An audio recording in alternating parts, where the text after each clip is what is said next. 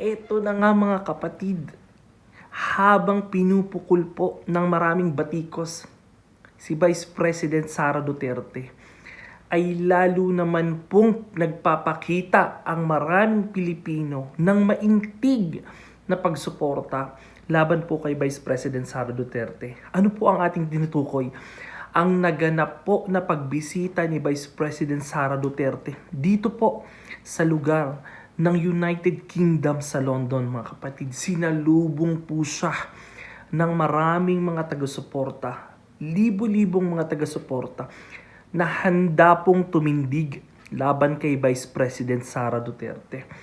Ang kaliwat kanang batikos po, mga kapatid, na tinatanggap ni Vice President Sara Duterte ng mga taong kalaban niya sa politika, sinusuklian naman ito ng mga kababayan nating Pilipino na nandyan po sa UK. Ang mga OFW po na sumusuporta simula noon hanggang ngayon ay napakainit po ng pagtanggap kay Vice President Sara Duterte. Ito po ang mga video, andyan po ang mga pictures, ang mga larawang kuha. Courtesy po dito po sa SMNI, mga kapatid, ang nag-cover po kay Vice President Sara Duterte dyan po sa London, mga kapatid. Ayan ang mga pictures, ang mga pruweba at patunay kung gaano at hindi kumukupas ang pagmamahal ng maraming Pilipino dito po kay Vice President Sara Duterte. At take note, nagkaroon po ng pahayag si Vice President Sara Duterte kaugnay po sa nalalabing pagpapatanggal sa kanya at pagpapa-impeach po ni Bongbong Marcos at ng mga kalaban niya sa politika. Ano po ang sabi ni Vice President Sara Duterte?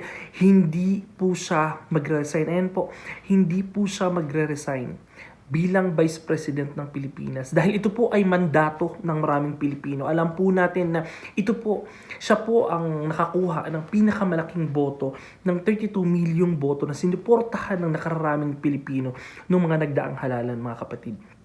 Ang kanya pong mandato bilang isang Vice President Sara Duterte ay nakaugat po ito at nakatanim sa mga kababayan nating Pilipino, hindi sa mga ilang politiko na alam naman po natin na tumindi ang galit kay Vice President Sara Duterte upang siya po ay patanggal sa pwesto, mga kapatid. Ang mandato po na ibinigay ng taong bayan laban kay Vice President Sara Duterte ay siya pong tinuldukan niya na ano po ang sabi niya? Gawin na nilang lahat para matanggal nila ako. Pero, hindi po ako magre-resign bilang Vice President ng Pilipinas. Maraming salamat po, Vice President Sara Duterte, at nakikita po namin nagkakaroon po ng pag-asa ang maraming Pilipino sa inyo pong paninindigan na tumayo at ipaglaban ang inyong posisyon. Hindi lang po ng ilang mga politiko. Alam naman po namin at ramdam na po namin ang inyong pagod, pagsusumikap na gusto nyo pong makabalik sa serbisyo publiko at makatulong sa mga kababayan nating mahihirap. Na alam naman po natin na hindi po naaabot ng tulong ng gobyerno. Alam po namin ang hirap na pinagdadaanan nyo sa panggigipit po ng Marcos administration na ito.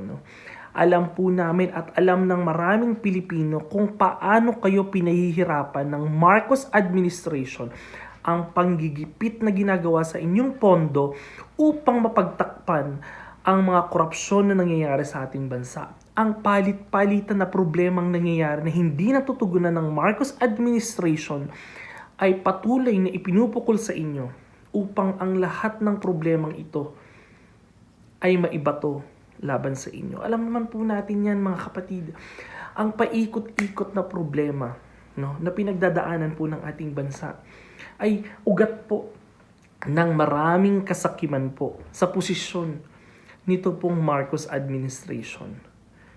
Alam po nila na ang mandato ni Vice President Sara Duterte at naihalal ng maraming Pilipino ay hindi dapat ipinapatanggal ng ganun-ganun na lang.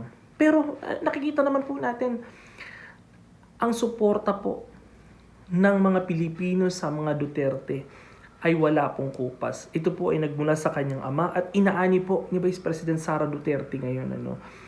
Nagmamasid ang maraming Pilipino sa mga magiging takbo ng impeachment trial laban po kay Vice President Sara Duterte. Ang prosekusyon, ang depensa, at ang mga judge na handa pong tumindig laban po sa maraming Pilipino. Tignan po natin kung saan po dadalhin ang maraming issue na ito.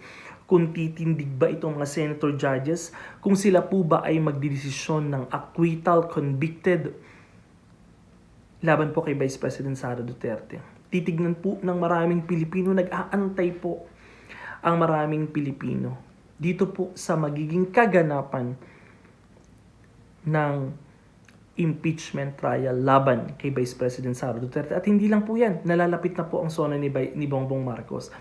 Makikinig at papakiramdaman po ng maraming Pilipino ang magiging takbo at sasabihin ni Bongbong Marcos. Balikan po natin yan sa ating, tatalakayin po natin yan ngayon sa ating video. Iuulat po natin yan. Kung ano po ang mga sentimiento at ang mga nais marinig ng maraming Pilipino sa nalalapit na sona po ni Bongbong Marcos.